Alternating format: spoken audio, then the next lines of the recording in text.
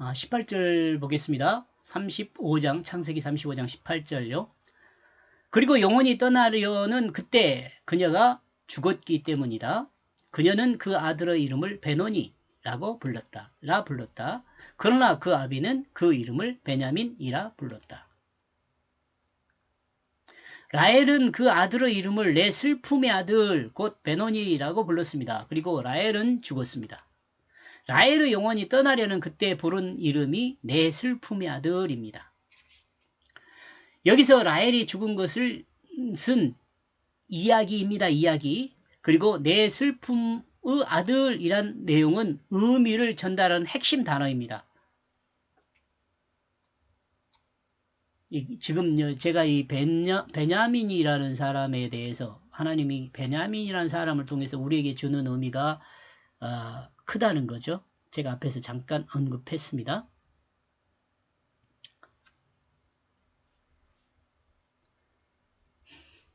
아담은 육신의 아들이 아닙니다. 하나님이 만들었죠. 아담은 하나님이 만든 아들입니다. 인간이 창조한 아들, 하나님이 창조한 아들이죠. 만든 아들이에요. 아담은 여자의 몸을 통해서 이 땅에 존재하게 된 아들이 아니에요. 여러분 다 아는 것처럼. 아담과 하와 이후 모든 인자, 곧 사람은 인간의 아들이죠. 인간의 생육법에 의해서 출생하게 된 사람들입니다. 그런데 예수 그리스도는 인간의 생육법에 의한 출생을 하지 않았죠. 성령이 임하여 인간인 여자의 몸에 잉태되었고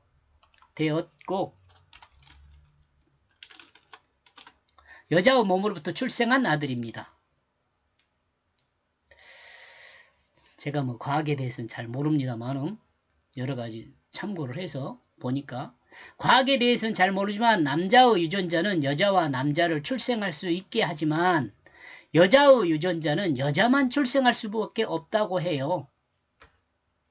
남자 염색체는 XY이지만 여자 염색체는 YY이기 때문이라고 합니다.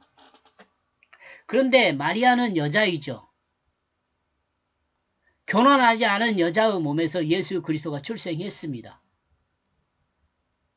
성령으로 잉태해가지고요. 성경은 예수 그리스도에 대해 여성 명사를 사용하지 않고 남성 명사를 사용합니다. 예수는 성령으로 잉태되었다고 합니다. 그리고 성령은 남성도 아니고 여성도 아닌 중성으로 표현합니다. 다만 열왕기 하 2장 9절에서 엘리야의 성령에 대해 남성으로 표현합니다. 구약에서 성령은 주로 루아흐라고 양성으로 표현하고 양성요. 그러니까 남성과 여성 같은 성 두 성을 같이 표현한단 말이에요. 신약에서는 푸뉴마로 중성으로 표현합니다. 똑같은 거죠. 양성이나 중성이나 같은 말이에요.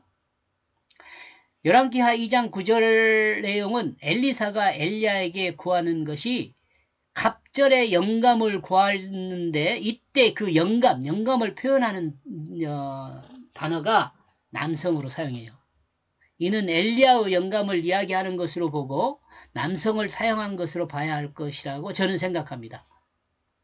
좀 더 정확히 표현한다면 이는 하나님의 성령을 의미함이 아니라 엘리야의 영감을 이야기한다고 볼 수 있습니다. 그래서 남성 명사를 사용하신 것이 아닌가 이렇게 생각해요. 영감요.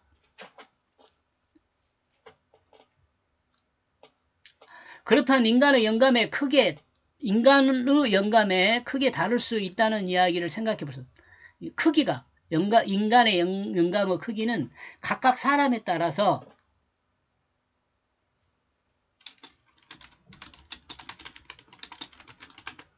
다를 수 있다는 생각을 해볼 수 있죠. 엘리야의 영감도 2배를 요구한 엘리사의 이야기를 통해 엘리야의 영감에 2배를 요구한 엘리사의 이야기를 통해 인간은 각각의 영감이 있는데 그 크기가 다를 수 있다는 것을 생각해 볼 수 있습니다. 그리고 여기서 그리고 인간은 이 영감을 영이라고 해요. 영. 그냥 영어로 씁시다. 영 어색하더라고 이게. 그냥 영어로 씁시다. 또는 같은 문자로 영어로 생각. 영으로 이렇게 씁시다. 지우고 영으로 생각해 볼 수 있습니다. 영. 하나님의 뜻은 성령으로 그리고 인간의 뜻은 영감, 영으로 표현할 수 있다는 것을 생각해 볼 수 있습니다. 하나님의 뜻은 성령, 인간의 뜻은 영. 하나님의 뜻은 구별된 거룩한 것, 인간의 뜻은 조금 다양한 것, 그렇게 생각해 볼 수 있습니다. 구약이나 신약에서는 이 영은 이렇게 의미적으로 설명하면 영은 생동하는 원리로 이해할 수 있습니다. 생동하는 원리. 이는 살아 움직이는 원리를 말하는 것입니다. 살아 움직이는 원리. 살아계신 하나님이 그 존재를 드러내는 것은 이 성령으로 하십니다. 살아계신 하나님이 그 존재를 드러내는 것은 이 성령으로 하십니다. 인간도 생명으로 움직이는 것은 그 영으로 합니다. 뜻으로 한단 말이에요. 뜻. 다만 인간이 이 영으로 움직인다는 표현은 인간의 뜻을 따라 생각을 가지고 움직인다는 것이 다르다는 것입니다. 이 영으로 움직인다는 표현은 다만 인간이 이 영으로 움직인다는 표현은 인간의 뜻을 따라 생각을 가지고 움직인다는 것이 다릅니다. 성령하고 영하고 다른 점 지금 이야기하는 거예요.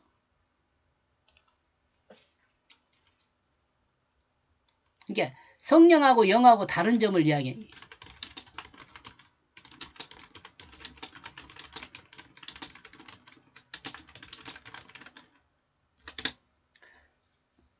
그러므로 인간의 영에 해당하는 것은 영혼이라고 합니다. 영혼.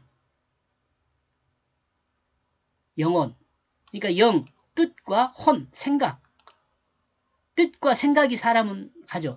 내 마음속에 있는 그 뜻이 움직이면 이제 어떻게 해야겠다는 그 생각을 하는 거죠. 이 생각은 지혜에 속한 거죠. 그 다음에 영은 지식에 속하는 거고요. 아니, 영 안에 지식이 속하겠죠.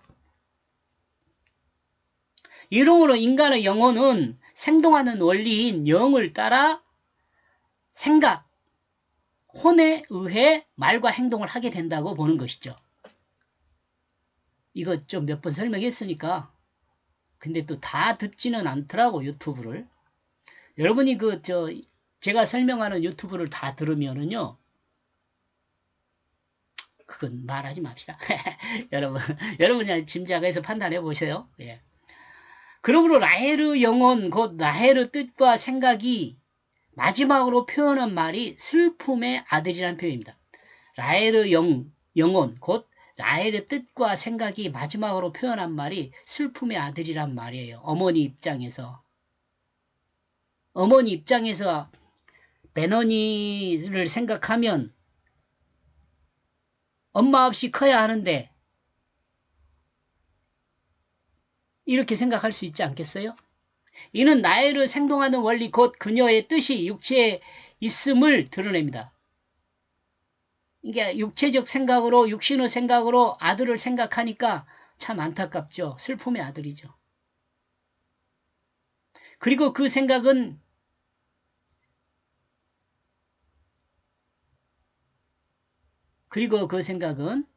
그 육체에 있는 그 뜻으로 생각한 내용으로 아들을 보며 드러낸 행동이죠. 이 생각이 밖으로 말로 드러났으니까 이건 행동이라는 거예요. 그렇지만 이 행동에 하나님의 뜻이 있습니다. 자, 왜 하나님의 뜻이 있냐면 이 행동을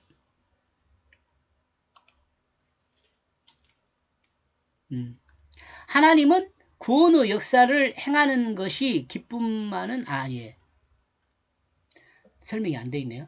그렇지만 이 행동에는 하나님의 뜻이 있습니다.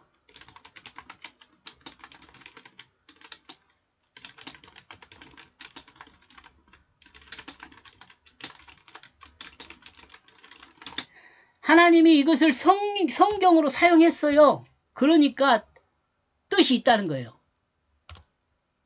응? 그렇지만 이 행동에는 하나님의 뜻이 있어요. 이 내용을 성경으로 사용했으니까. 그러니까 이 뜻을 우리가 알아야죠. 성경을 사용했으니까 이 뜻을 알아요. 즉 하나님은 구원의 역사를 행하시는 것이 기쁨만 있는 것이 아니라 슬픔도 있음을 드러냅니다.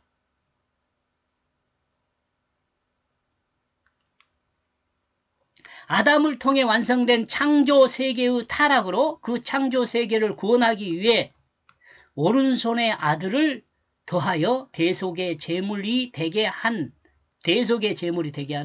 슬픔이 있는 것을 드러낸다고 봅니다.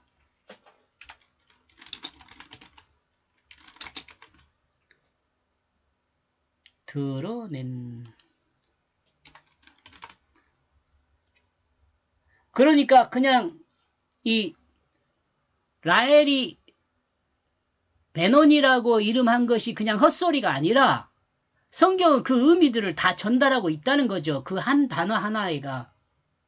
그러니까 1.1핵 없어지지 않고 다 복음을 증거하는 내용들이에요. 이러므로 대속이 주 예수 그리스도는 하나님의 기쁘신 뜻으로 드러난 하나님의 구속의 역사이지만 또한 고난과 고통의 슬픔이 있는 역사이죠. 대속이요. 이러므로 대속이라고보다 이러므로 대속은 주 예수 그리스도는 이러므로 대속은 주 예수 그리스도가 하나님의 기쁘신 뜻으로 드러낸 하나님 기쁘신 뜻으로 드러낸 하나님의 구속사의 역사이지만 기쁘신 뜻으로 드러낸 구속의 역사이지만 또한 생각하면 고난과 고통의 슬픈 역사이기도 한다는 거죠. 그러나 야곱은 그 아들의 이름을 베노니에서 베냐민으로 바꿨습니다. 아담은 선악과를 통한 타락으로 인하여 내 슬픔의 아들이었습니다. 하나님 편에서 그럴 수 있잖아요.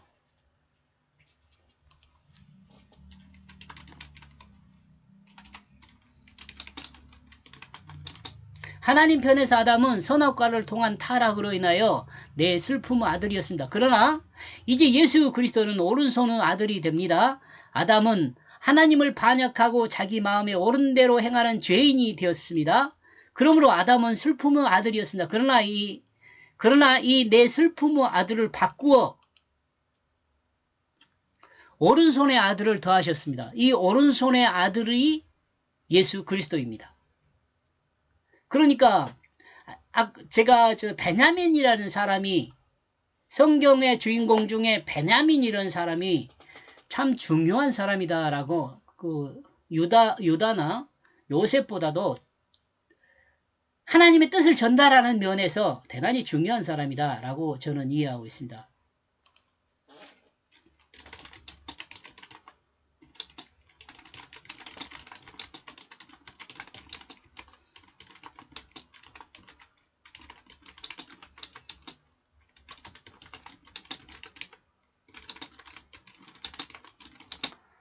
예, 이런 점에서 하나님의 뜻을 전달하는 면에서 베냐민은 아주 중요한 의미를 전달한다고 봅니다. 이는 베들레헴에서 라헬의 출생을 통해 계시한 말씀이다. 이는 베들레헴에서 라헬의 출산을 통해 계시한 말씀입니다. 제가 지금 전달하고 있는 의미들이 그렇다는 거예요. 의미들이. 그러므로 하나님이 더하신 아들은 베들레헴에 출생하게 됩니다. 예수 그리스도가 베들레헴에서 출생하게 되잖아요. 그리고 추가하면 베들레헴은 떡집이죠. 그리고 이 떡집은 사람의 육체적 생명을 보존하기에 필요한 거죠. 이 떡은. 여러분, 음식은 사람의 육체적 생명을 보존하기에 필요한 거예요. 떡이. 그죠? 그러나 사람은 떡으로만 살 것이 아니라고 말씀하시잖아요. 인간의 영혼은 하나님 말씀으로 살아야 한다고 신명기 8장 3절, 마태복음 4장 4절에 나와 있어요. 이는 떡이 되시는 예수님과 말씀이 되시는 예수님을 드러내죠. 이는 인간이 예수 그리스도를 통해 구원을 얻는다는 것을 드러내는 거죠. 생명을 얻는다는 것을 드러내는 거예요. 이는 인간의 영혼과 삶과 육체의 삶이 인간의 영혼의 삶과 육체의 삶이 곧 예수 그리스도를 통해 살 수 있음을 드러내는 겁니다. 이런 의미들을 전달하고 있는 거예요, 지금. 그러므로 인간의 생명이 예수 그리스도의 대속의 십자가와 부활을 믿음으로 산다는 것이죠. 로마서 1장 17절입니다. 그리고 십자가를 믿음은 그리고 십자가를 믿음은 하나님 나라를 반역한 죄를 물세례를 통해 하나님 앞에 고백한 사람이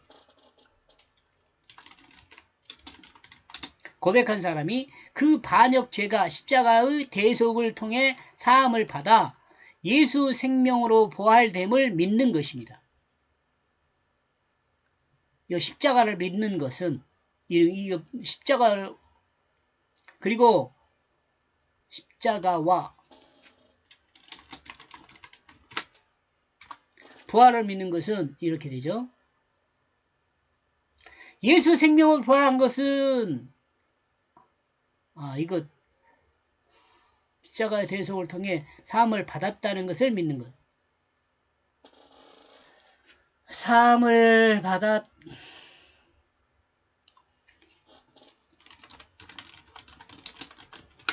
받았다는 것을 믿는 거예요. 사함을 받았다는 것을 믿는 거예요. 또는 죽었다는 것을 믿는 거예요. 그건 여러분 아니까 그냥 쓰지 맙시다.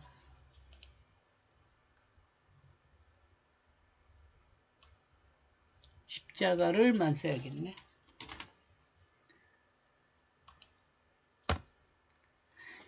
예수 생명으로 부활했다는 것은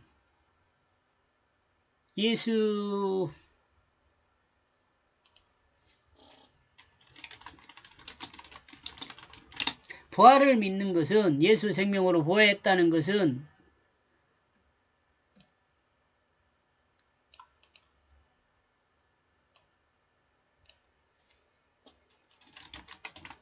예수 생명으로 거듭나 하나님의 뜻을 따라 행하는 사람이 되었다는 것을 말합니다. 이와 같이 하나님의 뜻을 행하는 사람을 예수 생명으로 거듭난 사람이라고 말을 하는 것이죠. 여기까지 보겠습니다. 좀 길었네요. 예. 고맙습니다.